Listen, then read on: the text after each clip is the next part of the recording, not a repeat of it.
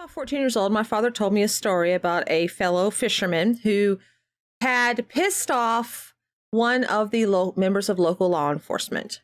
I don't know what he did or said, but it came to a head where this man and this officer just were not getting along. Whatever the man did, what happened next was a clear abuse of power. The officer and his fellow officers proceeded to fine this man over everything under the sun. If his car was parked 1 inch too close to the curb, he got a ticket. If his boat looked shoddy, he got a ticket. It did not matter. They fined and taxed this man until he had nothing left, all because of a personal altercation. And this actually happens more common than not in our country. And as I said before, it is a classic example of the abuse of power. It's also an argument for why there is too much government in our lives. The bigger arguments, out there, we need to step back on controlling our regulations on food and healthcare or whatever. But on a smaller level, the fact is we have too many laws and they all can be used in various ways. One, to actually stem crime.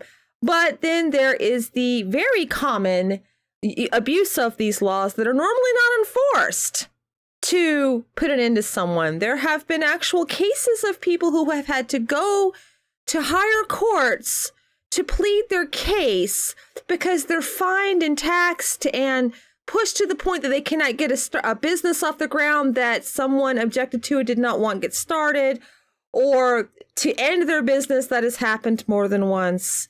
We have too many laws and most of them are not enforced, but the fact is our government has gotten large and bloated, and those that know the law and those that know how to navigate and know about things will use it to their advantage. I see them as trolls.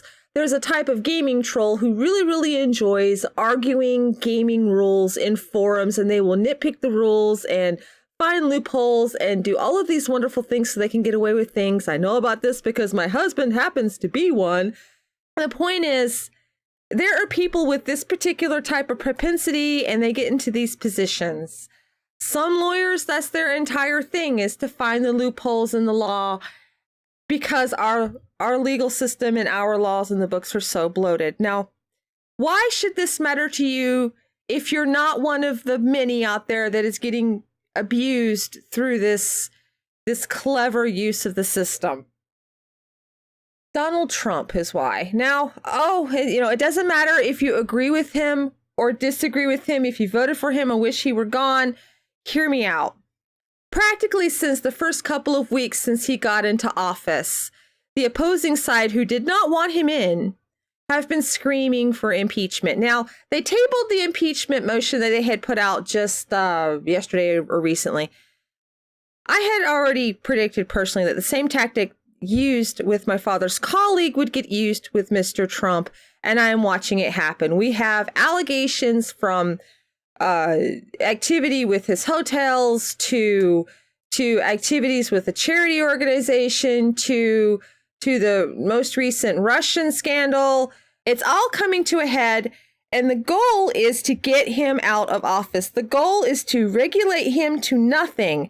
But I don't expect it to stop if they did get him out of office. I expect him to end up penniless, which is probably the biggest reason why he passed down the businesses to his children before taking office, because if they start regulating his children, well, then it's going to be obvious that it's a vendetta, and people have went to court over that and won. Why you should care if you hate Trump, why you should care that they are doing these things to block and stop the current democratically elected legal president of the United States. After all, you want him gone, right? You hate him and you agree with these guys. He's evil, he's misogynistic, he's racist, whatever. Give me whatever excuse you want him gone.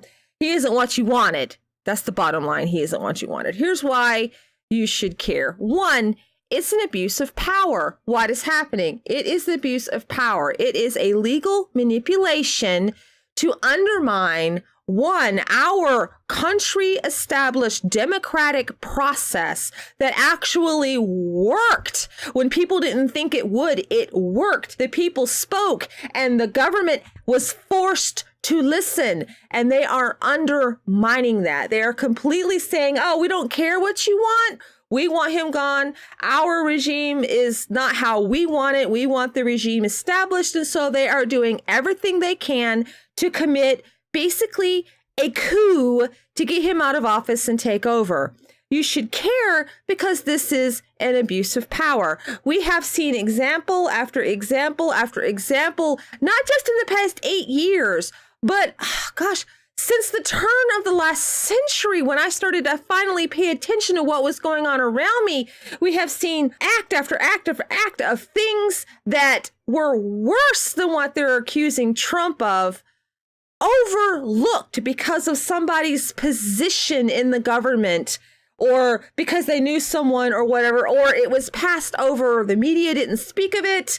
And that was an abuse of power. And that's part of the reason why Trump made it, is because people are fed up with this. Now that Trump is in, now all of a sudden they care about the laws. Now all of a sudden they want forthrightness and uprightness, and they don't want somebody giving a cigar to an intern in the office or whatever. Now they care. It is a manipulation of the law to undermine the majority will of the people. In other words, if you whether you voted for Trump or not, it isn't whether or not Trump is good or bad. It's the fact that they do not care a flying fuck how you feel. They are putting out trumped up charges, over things that would have been overlooked had it been someone else. That's why you should care, because it is not a matter of justice.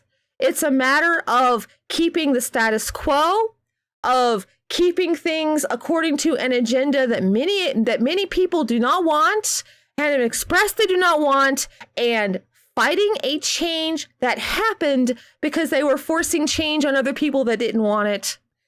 You should care because the media is ignoring the situation, unless it's to incite your hatred towards our president, to incite you against the government.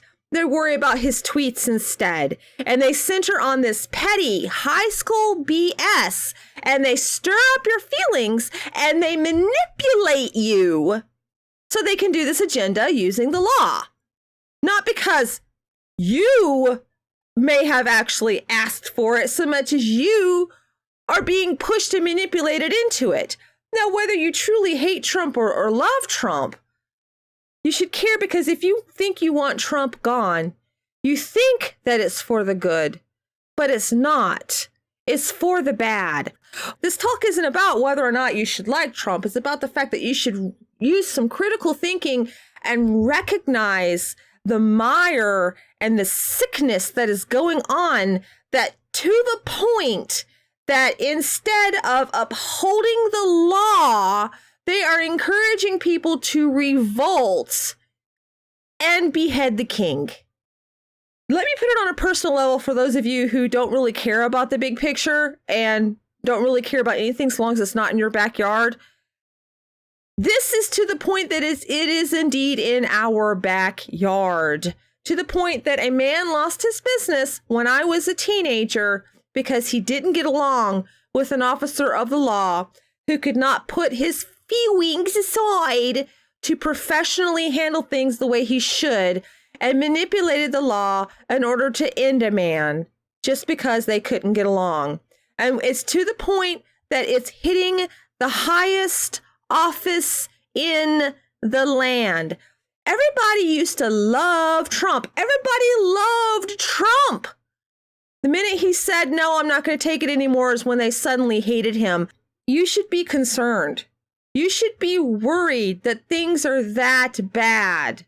We used to get taught in history about things like this, and the people who do this were always traitors when they would do things to depose a king or kick out a prince or to end a line. No matter what method they used, they were considered traitors. I'm not quite sure why it's an act of superheroism now that they would hurt the country over a personal agenda, and they would lie to you and fool people to get them to hurt the country as well. If you don't like Trump in office, we have a process for that.